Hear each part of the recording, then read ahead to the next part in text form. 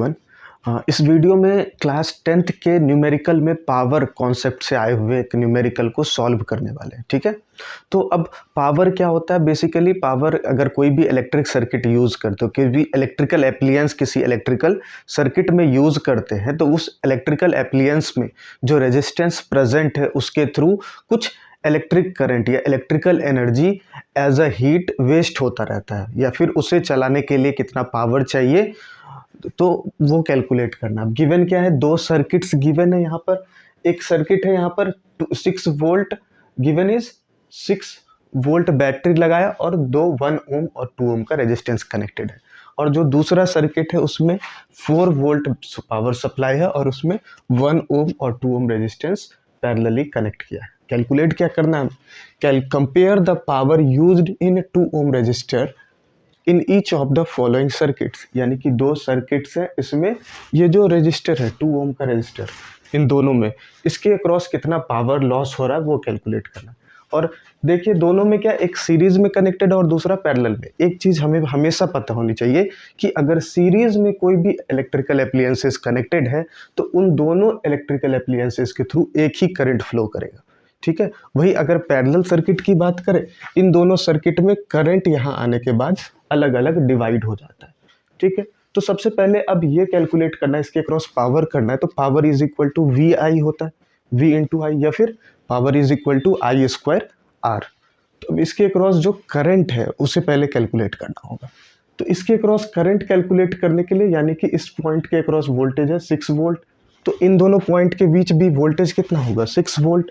ठीक है, अब 6 वोल्ट वोल्टेज है इन दो पॉइंट्स के बीच, और हमें पता है कि इन दोनों का जो इक्विवेलेंट रेजिस्टेंस है वो दोनों को ऐड कर देना, यानी 1 ओम और 2 ओम रेजिस्टेंस को अगर ऐड कर दिया जाए तो ये होगा इक्विवेलेंट रेजिस्टेंस। तो सबसे पहला स्टेप है कि इक्विवेलेंट रेजिस्टेंस कैलकुलेट कर लिया जाए। तो क्या होगा?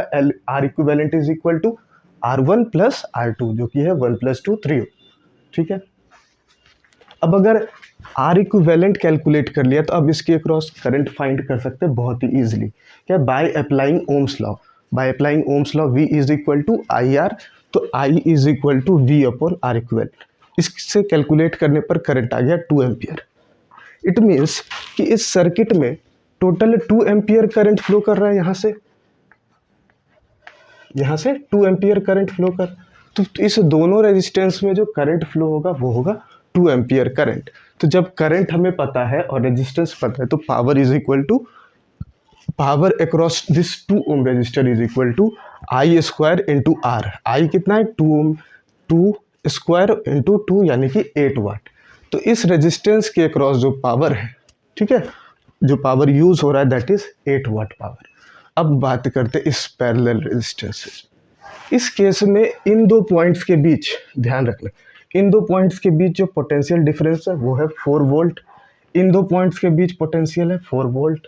इन दो पॉइंट्स के बीच पोटेंशियल डिफरेंस है 4 वोल्ट, क्योंकि कोई भी ड्रॉप नहीं है। तो वैसे ही इन दो पॉइंट्स के बीच भी 4 वोल्ट पोटेंशियल डिफरेंस होगा। यानी कि इससे ये पता चला कि इसके अक्रॉस भी पोटेंशियल डिफरेंस है 4 वोल्ट और इसके अक्रॉस भी पोटेंशियल डिफरेंस है 4 वोल्ट। जब पता है कि इसके अक्रॉस पोटेंशियल डिफरेंस 4 वोल्ट है तो बाय अप्लाइंग ओम्स लॉ क्या कहता है? V is equal to I are.